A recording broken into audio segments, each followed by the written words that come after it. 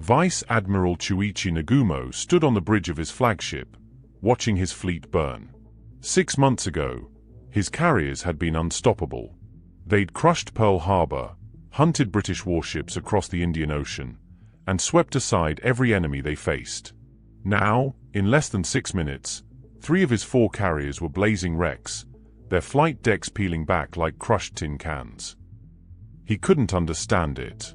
The Americans weren't supposed to be here. His intelligence had promised him days, maybe a week before any response. But somehow, they'd known exactly where to find him. They'd arrived at the exact moment when his fighters were at sea level, his planes crowded on deck, his hangars packed with fuel and explosives. It was as if they'd read his battle plan before he'd even given the orders. As the destroyer carried him away from his burning flagship, Nagumo asked the question that would haunt him until his death 2 years later. His operations officer stood beside him, staring at the smoke rising from what used to be the most powerful naval strike force in history. How did they know? Nagumo whispered. No one had an answer. Before we continue with what happened that morning, if you're watching this story of one of history's most dramatic naval battles, drop a comment telling us where you're watching from. And hit that like button because your engagement helps us bring these untold stories of heroes and warriors to more people who need to hear them. Now, let's go back to the morning of June 4th, 1942, when everything still seemed perfect. Dawn broke clear and perfect over the Pacific Ocean, 240 miles northwest of Midway Atoll. Vice Admiral Chuichi Nagumo stood on the bridge of the aircraft carrier Akagi, his flagship, and watched the organized chaos of a carrier operation running like clockwork. Below him, the flight deck crew moved with practiced efficiency, guiding returning aircraft to their landing spots, hooking arrestor wires, pushing planes toward the elevators that would take them down to the hangar decks for refueling and rearming. The first wave was coming home from Midway Island. The strike had gone well. The pilots reported hits on the American airfield, fuel tanks burning, hangars damaged. Lieutenant Joichi Tomonaga, the strike leader, had sent back a message requesting a second attack to finish the job, but that was normal. Midway was tough. It would take more than one strike to knock it out completely. Nagumo allowed himself a moment of satisfaction as he watched his pilots land. For 6 months, the WWII, the Imperial Japanese Navy's elite First Air Fleet, had dominated every ocean it touched. At Pearl Harbor, they had crippled the American battleship line in a single morning, sending the Arizona, the Oklahoma, and 3 others to the bottom. In the Indian Ocean just 2 months ago, they had hunted down the British Eastern Fleet and destroyed everything they found. The carrier HMS Hermes, Sank. The heavy cruisers Cornwall and Dorsetshire, sent to the bottom within minutes.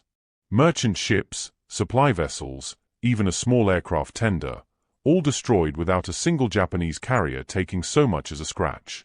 No enemy had touched them. No fleet had even come close. The WWII was the most powerful naval strike force ever assembled, and everyone knew it. 4 fleet carriers, Akagi, Kaga, Sarayu, and Hiryu, each one capable of launching devastating airstrikes that could sink battleships and level cities. Over 250 aircraft, the best pilots in the world, and a level of training and experience that no other navy could match. Midway was supposed to be simple. Secure the atoll, set up a defensive base, and draw out whatever was left of the American carrier force for a final, crushing battle. Admiral Isoroku Yamamoto himself, the architect of Pearl Harbor, had planned this operation. The Americans were supposed to be scattered, demoralized, still reeling from 6 months of defeat after defeat. They wouldn't even know the WWII was coming until it was too late. Below decks, in the ready rooms and the hangars, the atmosphere was relaxed and confident.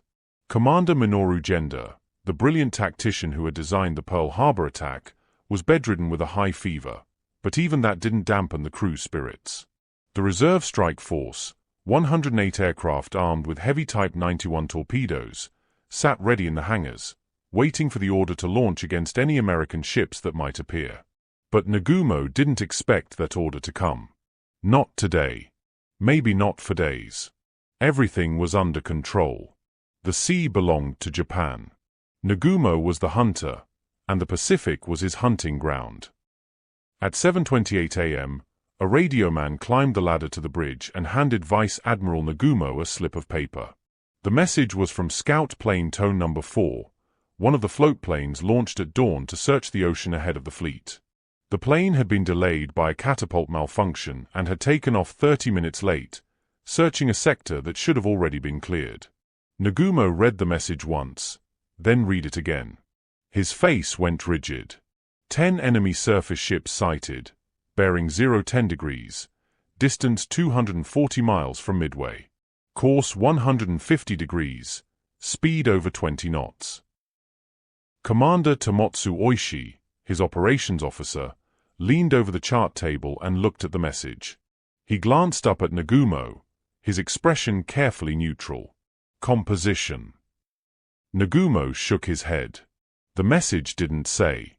No mention of carriers. No mention of battleships. Just 10 ships, moving fast, coming from the northeast. From the one direction they weren't supposed to be watching. Nagumo stared at the chart, his mind racing. The Americans weren't supposed to be anywhere near here. Admiral Yamamoto's intelligence had been clear. The American carriers were scattered across the Pacific, possibly near Hawaii, possibly farther south. They wouldn't reach Midway for days, maybe a week. That was the whole point of this operation. Strike Midway, draw out the Americans, destroy them in a carefully planned ambush. But if there were already American ships here, right now, then something had gone catastrophically wrong with the intelligence. He turned to the radio officer. Send an immediate follow-up message to Tone Number 4. Ascertain ship types and maintain contact. The radio man nodded and hurried back down the ladder. Nagumo returned to the chart, his fingers tracing the bearing. 10 ships. Moving fast. Could be cruisers and destroyers, a screening force sent ahead to scout Midway's defenses. Could be a supply convoy that stumbled into the wrong place at the wrong time. Or it could be carriers. Minutes crawled by. No response came from the scout plane. Oishi checked his watch, then glanced at Nagumo. The pilot was either too far out to hear the message clearly, or he was under attack from American fighters, or his radio had failed. There was no way to know. Around the bridge, Nagumo's staff exchanged uncertain glances. The confidence of an hour ago had cracked. Should they assume carriers and prepare for a naval battle? Or assume cruisers and continue with the plan to strike Midway again? Below decks, in the cramped hangars of Akagi, Kaga, Soryu, and Hiryu, 108 reserve aircraft sat armed with Type 91 torpedoes, weapons designed to punch holes in the hulls of warships. But if there were no carriers out there, those torpedoes were useless against Midway's concrete bunkers and airfield installations. They needed bombs for that. Nagumo made his first decision. He turned to Oishi. Order the hangars to begin rearming. Change all reserve aircraft from torpedoes to land bombs. We'll finish Midway first, then deal with whatever those ships are. Oishi hesitated for just a fraction of a second, then nodded and picked up the phone to relay the order. The rearming process began immediately. Below decks, Nagumo's order triggered immediate chaos. In the cramped hangars of all 4 carriers, ordnance crews began the dangerous work of switching weapons. They hauled the massive 1,800-pound Type 91 torpedoes off the bomb racks beneath each aircraft and replaced them with 800-kilogram land bombs. The process was slow, manual, and brutally physical. Each torpedo had to be carefully disconnected, lifted by a crew of 6 men, and carried to the side of the hangar where it was stacked against the steel bulkheads. The hangar decks were already crowded. Aircraft from the first Midway strike were returning, being lowered on elevators, refueled, and prepared for potential relaunch. Fuel hoses snaked across the deck. Mechanics swarmed over engines. And now, in the middle of all this organized chaos, ordnance crews were adding stacks of live torpedoes and bombs to the maze. On the bridge, Nagumo paced. A message arrived from Commander Minoru Genda, the brilliant architect of the Pearl Harbor attack, who was lying in his bunk below decks burning with fever. The message was brief and direct. Maintain torpedo armament until enemy composition confirmed. Nagumo read it and set it aside. Gender was right, tactically. But Nagumo had already given the order. Reversing it now would make him look indecisive in front of his staff. And besides, the scout plane hadn't confirmed carriers. 10 ships could mean anything. At 7:45 a.m., 17 minutes after the first message, another slip of paper arrived from the radio room. Nagumo took it, his hand steady despite the tension coiling in his chest. Enemy ships appear to include 1 carrier. His stomach dropped. Carrier. Not cruisers. Not destroyers. A carrier. The Americans had a carrier out there, and it was close enough to launch strikes right now. Nagumo turned to Oishi, his voice tight. Reverse the order.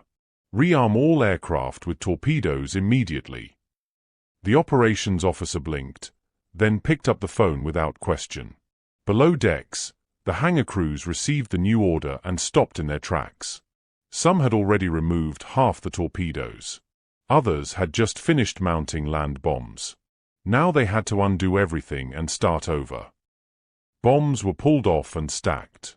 Torpedoes were hauled back out and reconnected to the bomb racks. Aviation fuel sloshed in the charged fuel lines running across the hangar floors. The stacks of ordnance grew higher and more haphazard. Sweating crewmen worked frantically, knowing that somewhere out there, an American carrier was preparing to strike. And above, on the flight decks, the problem compounded. Planes from the Midway strike were circling, low on fuel, waiting to land.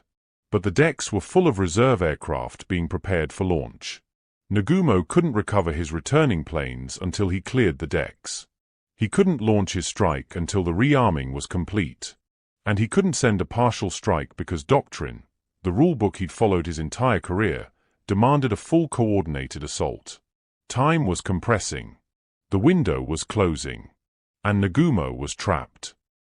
At 8:20 a.m., a signal lamp flashed from the carrier Hiryu, steaming several miles north of the main formation. The message was directed to Nagumo's flagship, and it was urgent. Recommend immediate attack with all available carrier aircraft. The signal came from Rear Admiral Taman Yamaguchi, commander of Carrier Division 2, which included Hiryu and Sarayu. Yamaguchi was everything Nagumo was not. Bold where Nagumo was cautious. Aggressive where Nagumo was methodical. A gambler where Nagumo was a chess player. He had watched the confusion of the past hour from his own bridge, and he could see what Nagumo either could not or would not see. They were running out of time. Launching now, even with a partial strike of 40 or 50 aircraft, whatever was ready and armed, could cripple the American carriers before they got their own planes in the air. It would be rough, uncoordinated, and risky. But it would be fast. And speed was the only advantage they had left. Nagumo read Yamaguchi's signal and dismissed it almost immediately. A partial strike was not how the WWII operated. It was sloppy and desperate, the kind of tactic used by inferior navies that didn't have the discipline or the training to do things properly. If the attack failed, if those 40 aircraft were shot down without scoring decisive hits, then Nagumo would have wasted precious planes and given the Americans all the time they needed to launch their own strike. No. The correct approach was clear. Recover the Midway strike force that was still circling overhead, low on fuel. Complete the rearming process below decks. Refuel everything. Then launch a devastating full strike, dive bombers and torpedo bombers together, escorted by Zeros, all perfectly coordinated, all hitting the American fleet at the same moment with overwhelming force. That was how you won naval battles. That was how Pearl Harbor had been won. Nagumo dictated his response. Prepare to launch coordinated attack upon completion of recovery operations. The signal was sent. On the bridge of Hiryu, Yamaguchi read the reply and slammed his fist down on the chart table hard enough to rattle the plotting instruments. He knew what Nagumo did not. They were out of time. The Americans were not going to wait for the WWII to get organized. They were going to strike now, while the Japanese carriers were vulnerable. But Yamaguchi had no authority to override a superior officer. He could only watch as the minutes bled away. At 9:20 a.m., the lookout spotted them. American torpedo bombers, 15 of them, flying low over the water in a ragged line. They were TBD devastators from Torpedo Squadron 8 off the USS Hornet, obsolete aircraft that were too slow and too fragile for modern naval warfare. And they had no fighter escort. They were alone. Nagumo gave the order immediately. His combat air patrol, the Mitsubishi A6M0 fighters circling above the fleet, dove on the American planes like hawks on sparrows. The Zeros were faster, more agile, and flown by some of the best pilots in the world. The result was a massacre. One by one, the devastators were torn apart. Wings sheared off in mid-flight. Fuel tanks exploded in orange fireballs. Bodies tumbled into the sea. Anti-aircraft fire from the carriers and escorting destroyers filled the sky with black puffs of smoke. The Americans pressed their attack anyway, flying straight into the wall of fire, trying desperately to get close enough to launch their torpedoes. 14 of the 15 were shot down. Not a single torpedo hit. 10 minutes later, Torpedo Squadron 6 from the USS Enterprise arrived. Same result. The Zeros climbed back to altitude, dove again, and slaughtered them before they could reach launch range. A few torpedoes splashed into the water, but they either missed completely or malfunctioned, running deep beneath the Japanese ships without exploding. At 10 a.m., Torpedo Squadron 3 from the USS Yorktown made its run. By now, the Zeros were low on fuel and ammunition, but they tore into the Americans anyway with savage efficiency. More devastators spiraled into the ocean, trailing smoke and fire. In 3 waves, 35 American torpedo bombers attacked the Kido Butai. 32 were shot down. Every single torpedo missed or failed. Not one Japanese carrier took a scratch. On the bridge of Akagi, Nagumo watched the carnage and allowed himself a moment of satisfaction. The Americans were brave, he would give them that. But they were also suicidal. Their coordination was terrible. Their torpedoes were clearly defective. And his Zeros had just proven, once again, that the Kido Butai was untouchable. Below decks, the rearming process was nearly complete. The recovery operations continued as planned. In 10 more minutes, maybe 15, he would launch the most devastating counterstrike in naval history.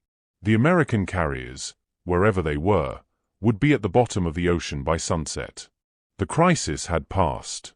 What Nagumo did not see, what he could not see from the bridge, was that the sacrifice of those 35 torpedo bombers had accomplished exactly what it needed to accomplish. Every single Zero fighter in the combat air patrol had been dragged down to sea level, chasing the slow, lumbering devastators through the anti-aircraft fire. The Zeros were now climbing back to altitude, their pilots exhausted, their fuel tanks nearly empty. The sky at 14,000 feet was wide open. At 10:22 a.m., Lieutenant Commander Wade McCluskey was about to give up. He had been searching for the Japanese fleet for over an hour, leading 37 SBD Dauntless dive bombers from the USS Enterprise in wide, sweeping patterns across empty ocean. His fuel gauges were approaching redline. In another few minutes, he would have to turn back or risk ditching in the water. Then his rear gunner spotted something. A white wake on the surface, arrow straight, heading northeast. McCluskey banked toward it and saw a Japanese destroyer racing at full speed, clearly trying to rejoin the main fleet after breaking away for some reason. McCluskey followed the wake like a highway painted on the ocean. At 10:22 a.m., he saw them. 4 carriers arranged in a loose box formation, their flight decks crowded with aircraft being fueled and armed, fuel hoses snaking everywhere, ordnance crews moving between planes. And not a single Zero fighter above 2,000 feet. The entire combat air patrol was still climbing back to altitude after the torpedo attacks. McCluskey signaled the attack. The Dauntless rolled into their dives, nose down at a 70-degree angle, airspeed building rapidly past 250 knots. The perforated dive brakes screamed as they cut through the air. From 14,000 feet, the Japanese carriers looked like toys on a blue table. On Akaji's bridge, Nagumo heard the lookout screaming. He looked up and saw the sky filled with black silhouettes plunging straight down toward his fleet. For a frozen moment, his mind refused to process what he was seeing. Then the first bomb hit. At 10:24 a.m., two 1,000-pound bombs punched through Akaji's flight deck. The first detonated in the upper hangar, among the aircraft being refueled. The second penetrated deeper, into the lower hangar, where the ordnance crews had stacked torpedoes against the bulkheads during the frantic rearming process.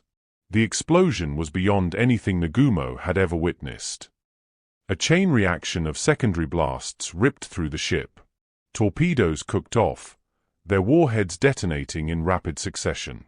Aviation fuel ignited in massive fireballs that roared through the enclosed hangars. Fully fueled aircraft exploded where they sat today. The entire hangar deck became a blast furnace, the heat so intense that steel buckled and melted. A mile away, Kaga took 4 bomb hits in rapid succession. Her flight deck peeled back like the lid of a crushed tin can. Flames erupted from the wounds, and within seconds, her hangars were burning just as fiercely as Akaji's. Soryu, off to the east, was struck by 3 bombs from the Yorktown's dive bombers, who had arrived at almost the same moment. She erupted in flames, her crew abandoning their posts as fires spread out of control. Within 6 minutes, 3 of the 4 carriers of the WWII were burning wrecks, their flight decks shattered, their hangars consumed by fire, their crews dying by the hundreds in the infernos below. Nagumo stood on Akaji's bridge, surrounded by smoke and screaming men. The deck shuddered beneath him as another explosion tore through the ship's guts.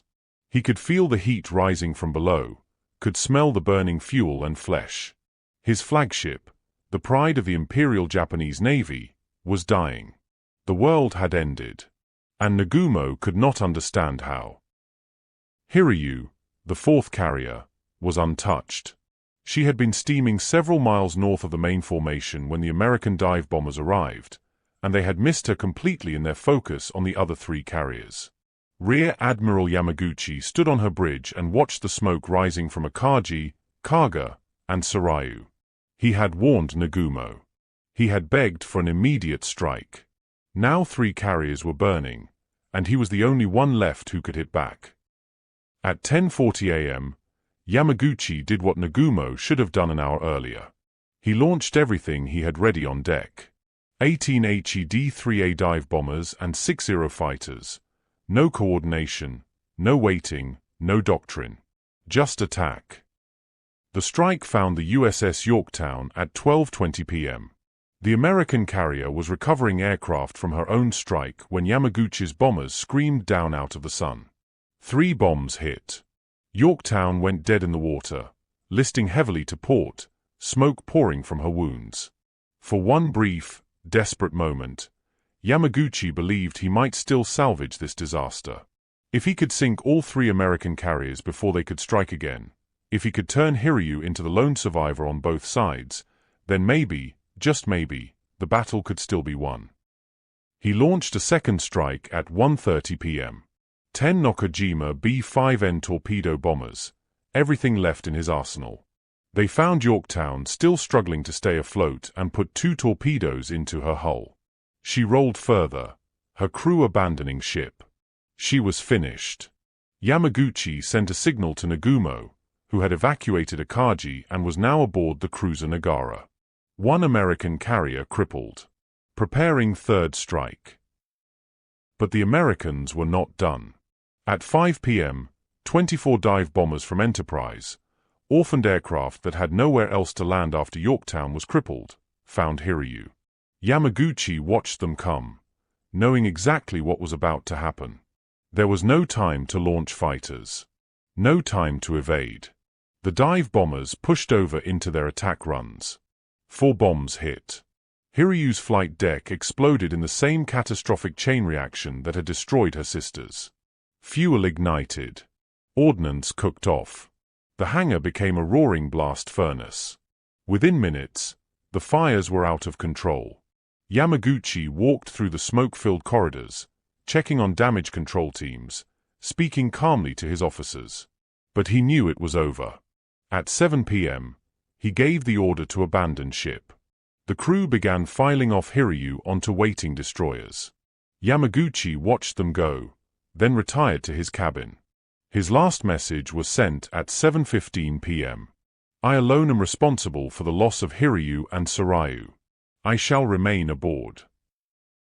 The destroyers pulled away. Hiryu burned through the night, her fires visible for miles across the dark ocean. Rear Admiral Taman Yamaguchi, the most aggressive and capable carrier commander in the Imperial Japanese Navy, went down with his ship at dawn on June 5. He was 50 years old. The last flicker of Japanese offensive power died with him. Vice Admiral Nagumo stood on the deck of the destroyer Nowaki and watched his flagship burn against the night sky. Akagi had been evacuated hours earlier, her crew ferried off by destroyers as the fires raged out of control. Now she was a funeral pyre, flames leaping hundreds of feet into the air, orange and red against the black ocean, towering columns of smoke blotting out the stars. Nagumo was numb. His staff officers stood nearby, speaking to him occasionally, asking for orders, seeking guidance. He did not respond. He simply stared at the burning carrier, his face blank, his mind unable to process the scale of what had happened. 4 carriers gone. Akagi, Kaga, Sarayu, Hiryu. All of them burning, already sunk. 300 aircraft destroyed. Thousands of trained aircrew dead or dying. The entire strike capability of the WWII, the most powerful naval force ever assembled, wiped out in a single day. 6 months of victories, 6 months of dominance, erased in 6 minutes of fire. 300 miles to the west, aboard the battleship Yamato, Admiral Isoroku Yamamoto received the reports in fragments throughout the afternoon. The first messages were confusing, almost incoherent. Carriers hit. Fires out of control. Nagumo transferring his flag. Yamamoto read them and assumed they were exaggerated, garbled in transmission. Surely Nagumo was overstating the damage. Surely the situation was not as bad as it seemed. But as the afternoon wore on and more reports arrived, the truth became undeniable. All 4 carriers were lost. The WWII no longer existed as a fighting force. The Midway operation had not just failed. It had been a catastrophe. Yamamoto's chief of staff, Rear Admiral Matomu Gaki, stood beside him in the operations room and watched the admiral's face as he read the final confirmation.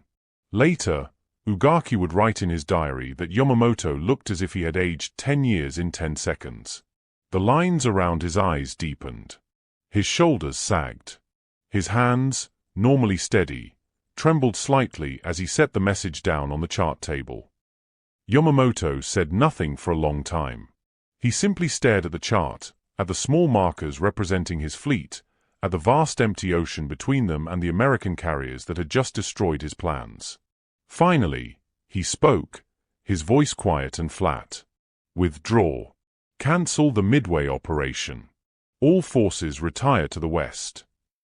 The order went out immediately. The battleships, the cruisers, the transports carrying the invasion force, all of them turned away from Midway and headed back toward Japan. The gamble had failed. The decisive battle Yamamoto had sought, the battle that was supposed to destroy the American carrier fleet and secure Japan's dominance in the Pacific, had been decided. But not in his favor. The Imperial Japanese Navy would never again mount a major offensive carrier operation. The initiative was lost. And every man in that operations room knew it. When dawn broke on June 5, 1942, the surviving Japanese ships limped westward under gray sky. Akagi, Kaga, and Sarayu had already sunk beneath the Pacific during the night. Hiryu would follow at 9 a.m., her remaining crew evacuated just before she rolled over and disappeared beneath the waves. The destroyer Nowaki, carrying Vice Admiral Nagumo, passed through an oil slick that stretched for miles. The surface was littered with debris. Shattered aircraft, scorched life rafts, floating bodies in life jackets that had failed to save them. The smell of fuel and smoke hung heavy in the air. Nagumo stood at the rail, his uniform still reeking of smoke from Akagi's burning decks. He stared at the wreckage drifting past and finally spoke the question that had been building in his mind since the first bomb hit. How did they know? His operations officer, Commander Oishi, stood beside him but had no answer. How did the Americans know where to find them?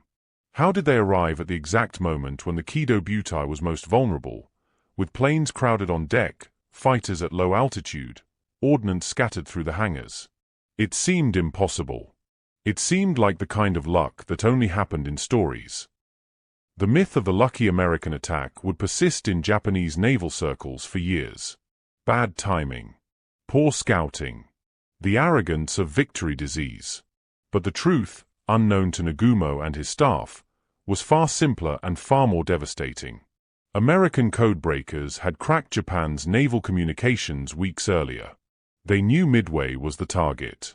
They knew the date of the attack. They knew the composition of the fleet.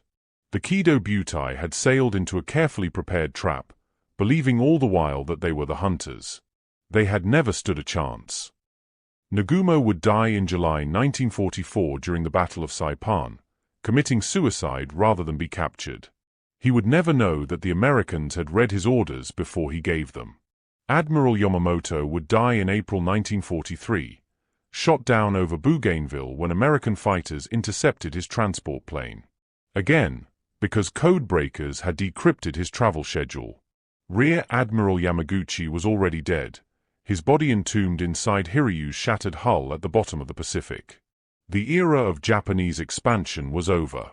The tide had turned at Midway, and it would never turn back.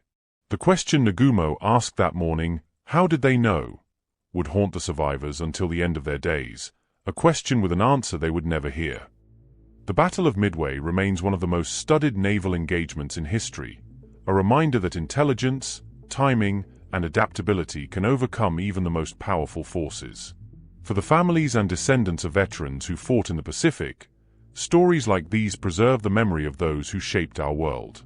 If this story moved you, hit that like button and share it with someone who needs to hear it. Your engagement helps us bring these seldom told stories to the people who need to remember them.